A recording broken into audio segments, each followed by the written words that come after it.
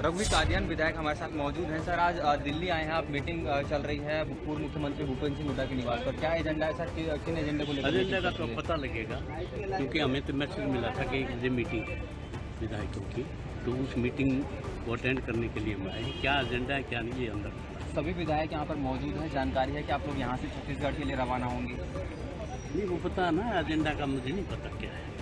क्या लगता है सर, राज्यसभा चुनाव को लेकर? राज्यसभा चुनाव कांग्रेस का जो उम्मीदवार है वो 100% जो है वो जीत हासिल करेगा, और कहीं ना कहीं संशय है तो बीजेपी के उम्मीदवार में। जानकारी है कि क्रॉस वोटिंग हो सकती है, इसके डर से जो कांग्रेस हाईकमान है सभी विधायकों को बाहर। तो क्रॉस वोटिंग को बीजेपी वाले या जेजेपी वालों से पूछ। आप लोग कन्फर्म है कि आप अजय माकन जी को राज्यसभा भेजेंगे? 31 आदमी इंक्लूडिंग कुलदीप बिश्नोई, 31 वोट जो है अजय माकन के। कुलदीप बिश्नोई का नाम ले रहे हैं, वो तो नाराज चल रहे हैं सर पार्टी से। नाराज क्यों नहीं? आज नाराज मीटिंग में भी नहीं आए हैं। ये तो डेमोक्रेसी है। हमारी जो पार्टी का जो कैरेक्टर है वो डेमोक्रेटिक कैरेक्टर है, और डेमोक्रेसी में डिफरेंस ऑफ ओपिनियन हो सकता है, लेकिन जहाँ फैसला है उस फैसले में सब एक साथ हैं, और कुलदीप बिश्नोई भी अजय माकन के। तो आप देख सकते हैं कि रघुवीर कादियान जी जिन्होंने बताया कि सभी जो विधायक हैं एकजुट हैं, और जो अजय माकन हैं उनको सभी विधायक राज्यसभा भेज कर ही रहेंगे। कुरुक्षेत्र में बदमाशों के हौसले बुलंद हैं। बदमाश एक बार फिर पुलिस और कानूनी व्यवस्था को चुनौती देते नजर आए हैं। कुरुक्षेत्र के उमरी गांव में एक दुकान पर बदमाशों ने अचानक से हमला कर दिया। इस दौरान एक के बाद एक फायरिंग की गई, यहां तक कि बदमाशों ने दुकानदार को भी लाठी डंडों के साथ पीटा। कुरुक्षेत्र में इन दिनों बदमाश खासा सक्रिय हो गए हैं। धर्मनगरी में बदमाश अब पुलिस की चौकस व्यवस्था को भी चुनौती देते नजर आ रहे हैं। एक बार फिर से कुरुक्षेत्र पुलिस के सामने फायरिंग का एक चुनौती भरा मामला सामने आया है, जिसने सबको चौंका दिया। कुरुक्षेत्र के उमरी गांव में एक फोटो स्टूडियो की दुकान थी। जो दुकान आप देख पा रहे, इसी दुकान पर बदमाशों ने धावा बोला था। दुकान का मालिक इस हमले के बाद सदमे में है। दुकान के मालिक महेंद्र पर हमलावरों ने गोली भी चलाई थी, लेकिन दुकानदार बाल बाल बच गया। आसपास भी दहशत का माहौल पैदा हो गया है। गोली चलाने वाले हमलावर मोटरसाइकिल पर सवार होकर आए थे और वारदात को अंजाम देने के बाद आराम से फरार भी हो गए। मैं अपनी दुकान में पड़ा था नहीं, काम करके मेरी पड़ गया थोड़ी देर में। 5 साढ़े 5 बजे 3 लड़के आए, उनके पास लठ था, एक लोहे की राड थी, पिस्टल बंदूक थी। उन्होंने मेरे ऊपर गोली चलाई, टांगों मारे, ठीक है ना। उन्होंने मुंह में मास्क लगा रखा था। तो सुना आपने, ना तो दुकानदार की किसी के साथ कोई रंजिश थी और ना ही कोई बड़ी दुश्मनी, फिर भी कुछ हमलावर वारदात को अंजाम देकर फरार हो गए। लेकिन ये बदमाश सीसीटीवी से बच नहीं पाए। सीसीटीवी में इन बदमाशों की तस्वीर कैद हो चुकी है। फिलहाल पुलिस मामले की जांच करते हुए इस सवाल का जवाब तलाशना चाहती है कि आखिर बदमाशों ने किस मकसद से इस वारदात को अंजाम दिया। अभी पुलिस स्टेशन पहुंचे हैं, उसकी उन्होंने कंप्लेंट दी है और उस पर FIR दर्ज कर रहे हैं। और इस पिछले 3-4 घंटे के दौर में जगह जगह पे नाके लगा के और कैमरा वगैरह की सेटिंग है, उनकी अपराधियों की पहचान करके और उनको धरपकड़ करने के पूरे प्रयास है। गनीमत रही कि गोली महेंद्र सिंह को नहीं लगी और दुकानदार महेंद्र सिंह सुरक्षित बच निकला। लेकिन सवाल तो पीड़ित दुकानदार भी पूछ रहा है कि आखिर क्यों और किस मंशा से बदमाशों ने इस दुकानदार पर हमला किया था।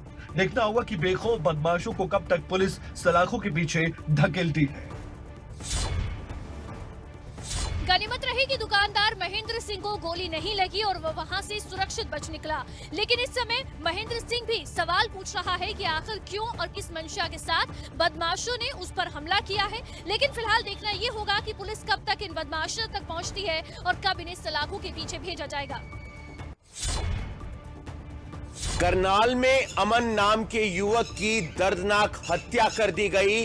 अमन की हत्या के बाद परिवार वालों को भी धमकियां मिल रही है। अमन के परिवार के सदस्यों के ऊपर जानलेवा हमला भी हुआ है।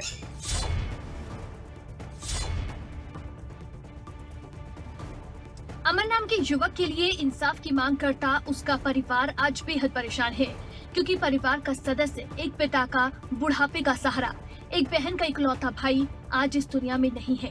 अमन की मौत के बाद अमन के परिवार पर भी लगातार हमले हो रहे हैं। मिली जानकारी के मुताबिक 2 दिन पहले अमन की कुछ लोगों ने हत्या कर दी थी। हत्या के बाद से परिवार के कुछ सदस्यों पर भी जानलेवा हमला हुआ। घटना के बाद से परिजन लगातार इंसाफ की मांग कर रहे हैं, लेकिन परिजनों के आरोप है कि पुलिस इस मामले में कार्रवाई नहीं कर रही। तो हो गया है 12:30 बजे रात की खबर आई इनके पास। में क्या हुआ, कह रहे कुछ तेरे पापा रो रहे हैं, मैं जा रहा हूँ। सुबह को बताया तो मेरे भाई की हत्या हुई। बता रहे 20-25 जनों ने मेरे भाई की ना गंडासे और छुरे से हत्या करी है। बर्थडे पार्टी में गए था वो, कुरुक्षेत्र में काम कर रहा था वो। हाँ जी, पीपली काम कर रहा था होटल में, और मेरी रोज वीडियो कॉल पे बात होती थी। और ये लोग कह रहे कि नहीं कर रहा था। मैं कैसे मालूम जब रोज वीडियो कॉल पे बात होती थी। मेरा भाई तो ऐसा आज क्या किया है, जाम लगा? हाँ जी, जाम लगाएंगे जब कोई सुनवाई नहीं हो रही। कोई पुलिस ही नहीं आई अब तक, घर पे किसी ने पूछा भी नहीं। रात हमला हुआ था हमारे घर पे भी, इस पे हमला हुआ भाई पे। कह रहे पागल बना रहे हैं लोग, तो चौक तक तो वापस चली गई। हम जा रहे पागल बनाती है। हमें कुछ नहीं चाहिए, हमें वो 8 बंदे दिखाओ गिरफ्तारी, बस 8 बंदों की गिरफ्तारी चाहिए हमें, और हमें कुछ नहीं चाहिए। हमें 8 बंदे की गिरफ्तारी दिखाओ जी, गिरफ्तारी करी है। ये कह रहे हैं हम इंसाफ कर रहे हैं, इंसाफ हमें 8 बंदे दिखा दो, हमें इंसाफ मिलेगा। अपने बच्चे के ऊपर हमला हुआ है, इसको बचा के लाई थी रात इसको बचाया बड़ी मुश्किलों में। इसके पीछे गाड़ी लगा रखी थी, तलवारें ले रहे, कह रहे इसको भी वहीं पहुंचाएंगे जहां उसको पहुंचाया। यानी कि वो खुलेआम बदमाशी करेंगे, एक बंदा मारते रहेंगे, वो तो बदमाश बन गए। हम कुछ नहीं रहेगा, मतलब हमारा हिसाब, हमें सिर्फ 8 बंदे दिखाओ वो बस। अमन के हत्यारों की गिरफ्तारी को लेकर परिजनों ने भगवान परशुराम चौक पर जाम लगाया, पुलिस प्रशासन के खिलाफ नारेबाजी की। परिजनों ने लगातार मिल रही धमकियों की शिकायतें भी पुलिस के सामने रखी। उधर पुलिस प्रशासन ने परिजनों को निष्पक्ष कार्रवाई का आश्वासन दिया है। अभी 3-4 दिन पहले हमारे सिटी थाना के अंदर एक मर्डर हो गया था। सिटी थाना के FIR दर्ज है। हमारी जो सिटी थाना की पुलिस है उसने कुछ बंदों को राउंड अप भी किया और जल्दी ही इसमें अरेस्ट कर लिया। तो आए थे लेकिन उनको समझा दिया, बंदे अरेस्ट हो जाएंगे। तो पुलिस ने इस मामले में कार्रवाई का आश्वासन दिया है, लेकिन देखना यह होगा कि इस मामले में पुलिस आरोपियों की गिरफ्तारियां कब तक करती है। पानीपत जिले में एक बार फिर से मां की ममता शर्मसार हुई है। पानीपत जिले में एक कलयुगी मां अपनी नवजात बच्ची को कंटीली झाड़ियों में छोड़कर फरार हो गई।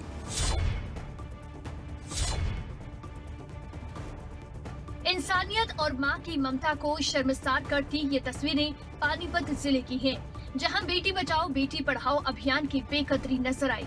जहां एक मासूम बच्ची के जन्म के महीने तो छोड़िए, हफ्ते भी छोड़िए, अभी कुछ महज दिन ही हुए थे और उसकी निर्दयी मां ने बच्ची को लावारिस हालत में कटीली झाड़ियों में छोड़ दिया।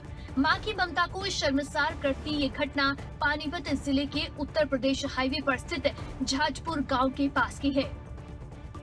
लड़की है, 5:15 बजे के करीब पुलिस वाले लेके आए थे। सुरेश SI झाजपुर खुर्द में मिली है, गली में पड़ी हुई। वैसे अभी बच्चे की कंडीशन स्टेबल है, सांस धड़कन वगैरह सब कुछ ठीक चल रहा है। नहीं, एक हल्की सी खरोंच है चेस्ट के ऊपर, वैसे नॉर्मल स्टेबल। गनीमत रही कि बच्ची सही समय पर स्थानीय लोगों को दिख गई और साथ ही बच्चे को समय रहते अस्पताल पहुंचाया गया, जहां उसकी हालत पहले के मुकाबले बेहतर बताई जा रही है। हालांकि शरीर में कुछ चोट के निशान जरूर हैं, जो वैसे तो डॉक्टर के इलाज के बाद कुछ ही समय में भर जाएंगे, लेकिन उस जख्म का क्या जो नवजात की अपनी माँ उसे दे गई। हाजपुर में कोई बच्चे की रोने की आवाज़ सुनी है, भाई कोई बच्चा डाल गया है जो कम समय का पैदा था। फिर सूचना मिलने पर 112 मौके पर गई, वो बच्ची को यहाँ लेकर सरकारी हॉस्पिटल में एडमिट करा दिया गया है। फिलहाल में बच्ची ठीक है। मैं जैसे बच्चा पैदा होता है उसी अवस्था में थी बिल्कुल, कपड़े वगैरह कुछ नहीं था, खाली है कि जो अपना कट्टा होता है कट्टे में पैक करके वहाँ डाल रखे। सबसे पहले किसी औरत को दिखाई दी है, उसने बताई है, उसने कॉल करी है, फिर 112 पहुँची। बच्ची सरकारी हॉस्पिटल में एडमिट करा दी है, अब फिलहाल में बच्ची ठीक है।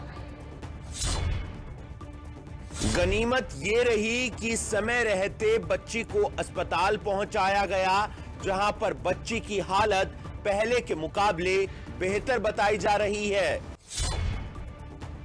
सामुदायिक स्वास्थ्य केंद्र पर उस वक्त हंगामा हो गया जब कुछ स्टाफ नर्सिस ने एसएमओ कुलविंदर पर आरोप लगाए। उनका कहना है कि कुलविंदर एसएमओ उन्हें प्रताड़ित करती है।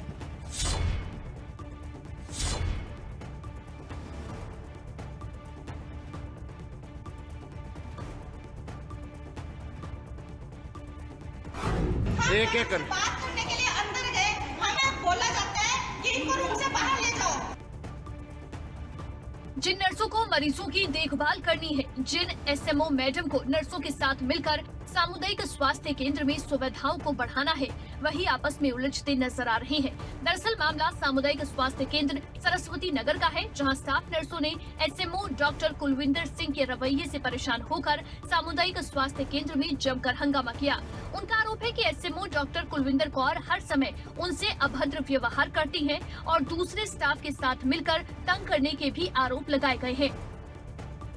हमारे लिए यहाँ पर जो हमारे सरकार ने हमारे महीने में 8 ऑफ डिसाइड किए जा रहे हैं, ये मैडम बोलती हैं कि इनके ऑफ काट के इनके 6 ऑफ कर दिए जाए और इनको एक दिन मॉर्निंग, एक दिन इवनिंग और एक दिन नाइट ड्यूटी के लिए हमें कहा जा रहा है।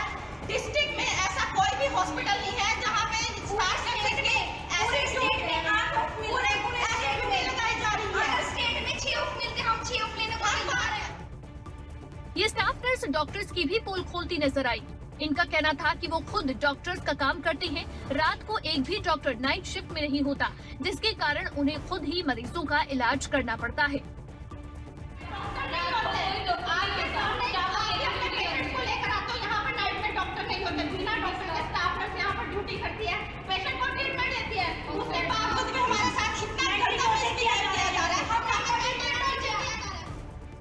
दूसरी ओर स्टाफ नर्स की ओर से किए गए विरोध के चलते मरीज परेशान नजर आए। कैसे बैठे हो स्टाफ की बेड में? क्या कहते हैं? अरे मैडम ने 2 दिन बाद बोल दी। अस्पताल प्रबंधन की ओर से मामले को शांत कराने की कोशिश की गई है। हालांकि अब देखते हैं उनके आरोपों पर कब तक कार्रवाई होती है। बहादुरगढ़ के एक वाटर पार्क में बड़ा हादसा हो गया। झूला टूटने से एक ही परिवार के 3 मासूम बच्चे गंभीर रूप से घायल हो गए। बहादुरगढ़ के एक वाटर पार्क में झूला टूटने से एक ही परिवार के 3 मासूम बच्चे गंभीर रूप से घायल हो गए। तीनों बच्चों के सर, हाथ और पैरों में गंभीर चोटें आई। गंभीर हालत में बच्चों को बहादुरगढ़ के एक अस्पताल में भर्ती करवाया गया, जहां उनकी हालत अब भी चिंताजनक बनी हुई थी। बच्चों की चोट गहरी होने के कारण टांके भी लगाए गए। हादसे के बाद वाटर पार्क प्रबंधन पर बड़ी लापरवाही के आरोप लगे। हादसा होते ही वाटर पार्क के कर्मचारी मौके से भाग खड़े हुए। घायल मासूमों को ना तो मौके पर एम्बुलेंस मिली और ना ही कोई मेडिकल फैसिलिटी और ना ही कोई सेफ्टी उपकरण मिला। आपकी मैनेजमेंट कहाँ है, डॉक्टर कहाँ है, एम्बुलेंस कहाँ लेके जाए, क्या है? कोई नहीं था जी वहाँ पर। उसके बाद उन्होंने क्या किया, फिर हम बाहर आए तो देखा तो वो एक बंदे ने बोला कि भैया मैं लेके चलता हूँ, स्कूल की बस थी, 2 बंदे थे, एक ड्राइवर और एक बंदा था, स्कूल का बंदा था, वही लेके गए। और उसके बाद उन्होंने बोला कि यहाँ पे एडमिट कराओ, उसके बाद करते हैं। दिल्ली के राजौरी गार्डन के रहने वाले श्रीकांत और उनकी बहन का परिवार बहादुरगढ़ के आसोदा गांव में फन टाउन वाटर पार्क में गए थे। बच्चों ने वाटर राइड का खूब लुत्फ उठाया और बच्चे झूले झूलने लगे। जब बहुत सारे बच्चे टॉय ट्रेन वाले झूले पर सवार हुए तो अचानक से झूले की स्पीड बढ़ गई, जिसकी वजह से टॉय ट्रेन वाले झूले के पीछे लगे 2 डिब्बे टूटकर दूर जा गिरे और ये हादसा हो गया। बिल्कुल यहाँ से एक का खाल उतर गया पूरा और इसका यहाँ पे 5 स्टिचेस लगे, 7 स्टिचेस लगे और उसके बाद यहाँ पे हाथ में भी चोट आया, पैरों में भी चोट आया। मामला प्रशासन तक पहुंचा तो एसडीएम भूपेंद्र सिंह का कहना था कि वाटर पार्क चलाने की परमिशन, फायर सेफ्टी और सेफ्टी उपकरण और पॉल्यूशन सर्टिफिकेट की जांच की जाएगी। कौन है ये रिजॉर्ट के संचालक, उनके लिए हमने फायर वालों को और जो अदर सेफ्टी डिपार्टमेंट्स हैं उनको हमने इन्फॉर्म किया है। एसएचओ आसोदा को इन्फॉर्म कर दिया गया है कि इस मामले में तह में जाके पता करें कि किसकी लापरवाही से और कैसे ये दुर्घटना हुई है। ये दुर्घटना और गंभीर हो सकती है, इसमें बच्चों की जान भी जा सकती है और ये चिंता का विषय है। इसमें प्रशासन बहुत ही जल्दी पूरी मुस्तैदी से काम करेगा। परिजनों ने हादसे के जिम्मेदार वाटर पार्क प्रबंधन के खिलाफ सख्त से सख्त कार्रवाई करने की मांग सरकार और प्रशासन से की है। फिलहाल अचानक हुए इस हादसे से बच्चे सदमे में हैं और दर्द से परेशान हैं। पानीपत टोल प्लाजा के निकट एक वूलन मिल में अचानक से आग लग गई। आग लगने के कारण फैक्ट्री मालिक को काफी नुकसान झेलना पड़ा। आखिरकार आग लगने का क्या था कारण, देखिए इस रिपोर्ट में। जी हाँ, कमाल ही है कि दावे बड़े बड़े होते हैं जो कमाल के होते हैं, लेकिन मजाल है कि कोई इन दावों को धरातल पर उतार दे। पानीपत एक ऐसा जिला है जहाँ पर इंडस्ट्री ही इंडस्ट्री है। पानीपत के हर कोने में कोई ना कोई फैक्ट्री आपको नजर आ जाएगी, लेकिन आर्थिक तौर पर पानीपत के साथ साथ प्रदेश को मजबूती देने वाले पानीपत के कारोबारियों को दमकल विभाग और प्रशासन कितना सहयोग करता है, ये इस मिल मालिक के चेहरे पर आई शिकन को देखकर अंदाजा लगाया जा सकता है। अपनी ही फैक्ट्री को अपने सामने जलता देख ये मालिक टूट चुका है। फोन पर फोन किए जा रहा था, पूछा जा रहा था कि कितनी और गाड़ियां भेजी जाएंगी, लेकिन गाड़ियां आते आते ये मिल आग की बलि चढ़ गई। यहाँ पे मैं 2:35 पे पहुँच गया था जी। क्या किसकी कमी मानते हो अब तक फायर ब्रिगेड नहीं पहुंची? फायर ब्रिगेड की कमी है जी, सीधी उनके ऑफिस की इतनी लापरवाही है। इतनी भयंकर आग लगी है तो किसका नुकसान हो सकता था? ये तो जीटी रोड की फैक्ट्री है। ये तो ये भी नहीं कह सकते भी वहाँ पहुँचने में दिक्कत है, ये पहुँचने में ये जीटी रोड पे सीधी फैक्ट्री है।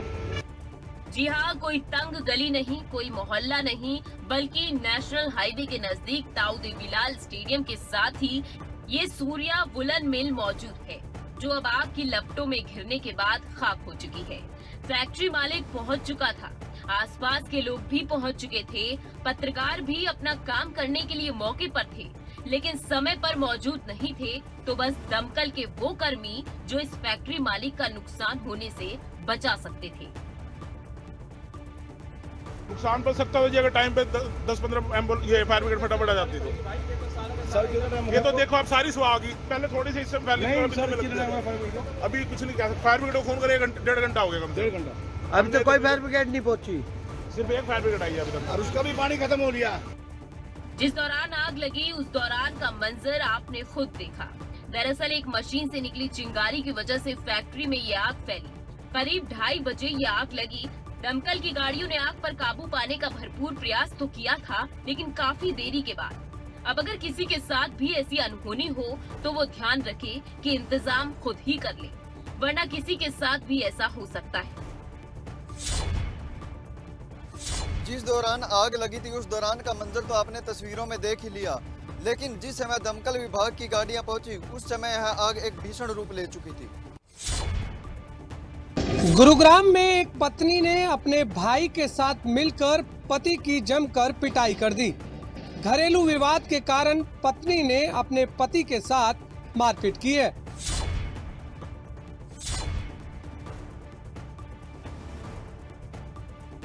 साइबर सिटी गुरुग्राम में पति पत्नी के घरेलू विवाद के चलते रिश्तों को तार तार कर देने वाला मामला सामने आया। सरकारी अस्पताल में बेड पर बैठा ये वो व्यक्ति है जिसकी पत्नी ने उसे इतना पीटा कि उसके हाथ में फ्रैक्चर तक हो गया। उसके बाद उसे सरकारी अस्पताल में भर्ती तक करवाना पड़ा। दरअसल ये पूरा मामला गुरुग्राम के पटौदी इलाके में हैली मंडी का है, जहां पर पिछले 2 सालों से पति और पत्नी के बीच घरेलू विवाद चल रहा था। पत्नी अपने मायके रह रही थी। पत्नी 2 साल बाद अपने ससुराल वापस लौटी तो उसके बाद यह विवाद और भी ज्यादा बढ़ गया। यहाँ तक कि आरोप है कि पत्नी ने पति की अपने भाई के साथ मिलकर जमकर पिटाई की है।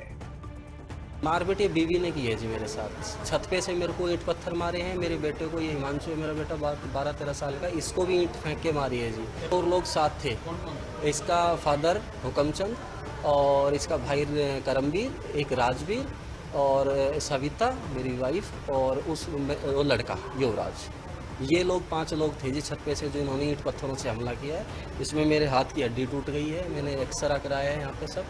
और पुलिस ने मेरी कोई मदद नहीं की जी। पुलिस ने तो मुझे धक्के मारे हैं। एएसआई है जी हरजीत, उसने मेरे को थप्पड़ मारे, मेरे बेटे को पीटा। दरअसल अब हालात ये बन गए कि पत्नी अब अपने पति और बच्चे को घर से भी निकालना चाहती थी, जिस वजह से दोनों कभी पार्क तो कभी किसी रिश्तेदार के घर पर रहने को मजबूर थे। वहीं 12 वर्षीय बच्चा भी अपनी मां से दूर है और अपनी मां पर ही आरोप लगा रहा है। जिस मां ने अपने बच्चे को 9 महीने तक अपनी कोख में रखा, वही बच्चा आज अपनी मां से डरता है। मैं पापा के साथ घर गया तो मेरे पापा के साथ और हमारे साथ गाड़ी गलौच हुई और हमारे ऊपर हमला हुआ। ऊपर से ईंटें फेंकी मेरी मम्मी ने और मेरे भाई ने और मेरे मामा और मेरे नाना थे, ये इन सब ने हमारे ऊपर ईंट फेंकी और हमें पुलिस पकड़ के ले गई। और मेरे को गाड़ी में पुलिस वाले एक अंकल ने थप्पड़ मारा और मेरे पापा को भी मारा और वहाँ से कहा कि तुम्हें तुम्हारा कोई न्याय नहीं मिलेगा और तुम ऐसे घर के बाहर रहो। जब भैया भाई कोतवाल तो डर काहेगा। जी हाँ, ये कहावत यहाँ बिल्कुल सटीक बैठ रही है। दरअसल पति का आरोप ये भी था कि उसका साला यानी कि उसकी पत्नी का भाई पुलिस का मुलाजिम है और वो गुरुग्राम पुलिस में ही तैनात है। शायद यही वजह रही हो कि गुरुग्राम पुलिस को शिकायत देने के बाद भी पुलिस ने अब तक मुकदमा तक दर्ज नहीं किया था। ऐसे में पतौदी थाना के एसएचओ राजेश का कहना था कि इस मामले में पति और पत्नी दोनों की तरफ से शिकायत आई है, जिस पर जांच की जा रही है। हस्बैंड वाइफ का डिस्प्यूट है और दोनों पक्षों की हमारे पास शिकायत आई हुई है। दोनों शिकायतों की जांच की जा रही है। जांच के बाद जैसी कार्रवाई होगी उस पर नियमानुसार कार्रवाई कर दी जाएगी। पीड़ित पुलिस से कानूनी कार्रवाई की गुहार लगा रहा है। ऐसे में देखना होगा कि गुरुग्राम पुलिस इस मामले में क्या कार्रवाई करती है। कैथल के कलायत में दुकानदार पर फायरिंग मामले में तार लॉरेंस गैंग से जुड़ते नजर आ रहे हैं। लॉरेंस गैंग से जुड़े सोनीपत के बदमाश ने पुर्तगाल की सिम का प्रयोग करके कलायत के दुकानदार से फिरौती मांगी व उस पर फायरिंग करवाई थी। सिद्धू मूसेवाला हत्याकांड में लॉरेंस बिश्नोई का नाम खूब उछाला गया है। अब हरियाणा में भी अपनी पैठ लॉरेंस बिश्नोई गैंग जमाना चाहता है। विदेशों में बैठे इस गैंग के सदस्य हरियाणा के बदमाशों को इंटरनेशनल सिम उपलब्ध करवाकर उनसे वारदातों को अंजाम दिलवा रहे हैं। सिद्धू मूसेवाला की हत्या के बाद से आज सारा देश गम में है। सबकी आंखों में आंसू हैं और दिल में पहाड़ जैसा गम है। लेकिन इस हत्या के बाद लॉरेंस बिश्नोई गैंग धीरे धीरे हरियाणा में भी क्या पैर पसारना चाहता है? बड़ा सवाल इसलिए क्योंकि ऐसा ही कुछ हरियाणा के कैथल से मामला सामने आ गया। कैथल में बदमाशों ने कलायत में कपड़ा व्यापारी से फिरौती मांगी और उसके बाद 3 मई को दुकानदार पर दिन दहाड़े फायरिंग करके दहशत फैला दी थी। इस मामले में पुलिस ने भी मौके पर कार्रवाई करते हुए संगरूर जेल में बंद सोनीपत के बदमाश आकाश चौहान को प्रोडक्शन वारंट पर गिरफ्तार करके 4 दिन की रिमांड हासिल की थी। पुलिस की पूछताछ में आकाश चौहान से खुलासा हुआ कि वो जेल के अंदर भी मोबाइल चलाता था। उसे लॉरेंस बिश्नोई गैंग से जुड़े हैरी ने पुर्तगाल की सिम उपलब्ध करवाई थी। इसी सिम पर आकाश ने व्हाट्सएप अकाउंट भी बनाया और इंस्टाग्राम के माध्यम से लांबा निवासी नवदीप और नवी के साथ चैट किए। इसके बाद नवी और आकाश ने दुकानदार पर फायरिंग कर क्षेत्र में अपना खौफ बढ़ाने की साजिश रची थी। इसी मामले में कैथल के एसपी मकसूद अहमद का कहना था कि दुकानदार पर फायरिंग के मामले में ही आकाश चौहान नाम के एक शख्स को प्रोडक्शन वारंट पर लेकर आए हैं। आरोपी से पूछताछ की जा रही है। मुठभेड़ में पकड़ा गया नवदीप पुलिस की गोली से घायल है। देखिए, कलायत फायरिंग इंसिडेंट में जैसा कि पहले भी हमने बताया था कि उसमें हम आकाश चौहान को संगरूर जेल से प्रोडक्शन वारंट पे लाए हुए हैं और उससे अभी पूछताछ जारी है। उसका भी हमने रिमांड अभी 2 दिन का एक्स्ट्रा लिया है और उससे हम पूछताछ कर रहे हैं और पूछताछ में जो भी बातें सामने आएंगी उस हिसाब से आगे इन्वेस्टिगेशन किया जाएगा। सर, इंस्टाग्राम वगैरह अकाउंट आपने जैसे पहले भी बताया था कि वो कुछ सामने आए थे, वो क्या? एक चीज़ ये सामने आई थी कि जो हमारा मुख्य आरोपी था, जो अभी नवदीप भुल्लर जी के साथ पुलिस भी आई है कि मुठभेड़ हुई थी और उससे पहले हमने संदीप मोर को अरेस्ट किया था। उनसे एक बात जरूर सामने में आई थी कि वो इनसे आकाश जो है वो जेल के अंदर होते हुए भी इनसे टच में था और वो यानी कि इंस्टाग्राम अकाउंट को यूज़ कर रहा था और इंस्टाग्राम के थ्रू इनकी बातचीत चल रही थी। तो इसी बात पे अब हमारा इन्वेस्टिगेशन चल रहा है, हमारा जांच का विषय है। हम इनसे पूछताछ करेंगे। इसको रिमांड पे हमने इसलिए लिया हुआ है, पूछताछ करके जो भी बात सामने आएगी उस पर। दरअसल आकाश चौहान जिला सोनीपत के गाँव अटरेना का रहने वाला था, जिस पर हत्या, लूटपाट, अवैध हथियार रखने जैसे काफी संगीन केस दर्ज है। हत्या के एक मामले में आकाश पंजाब की संगरूर जेल में बंद है। खुलासा हुआ कि आकाश चौहान लॉरेंस बिश्नोई गैंग का सदस्य है, जो कि संपत नेहरा, आकाश पहलवान और अंकित बादू के साथ मिलकर वारदातों को अंजाम दे चुका था। इस पूरी वारदात के बाद लोगों में भी डर का माहौल बना हुआ था। जेल में बैठकर अपराधी हत्याओं को अंजाम दे रहे हैं। जेल में खुलेआम अपराधी फोन का इस्तेमाल कर हत्या की साजिश को रच रहे हैं। इस तरह से लोगों में भी एक डर का माहौल पैदा हो गया है। हरियाणा में अपने पैर जमाने की कोशिश कर रहे लॉरेंस बिश्नोई गैंग के सदस्यों पर काबू पाने के लिए पुलिस को और भी ज्यादा सख्त रहना होगा। हालांकि पुलिस मामले की गहनता से जांच कर रही है। अभी और भी खुलासे मामले में होने की उम्मीद है। अब देखना यही होगा कि मामले में क्या कुछ निकलकर सामने आता है।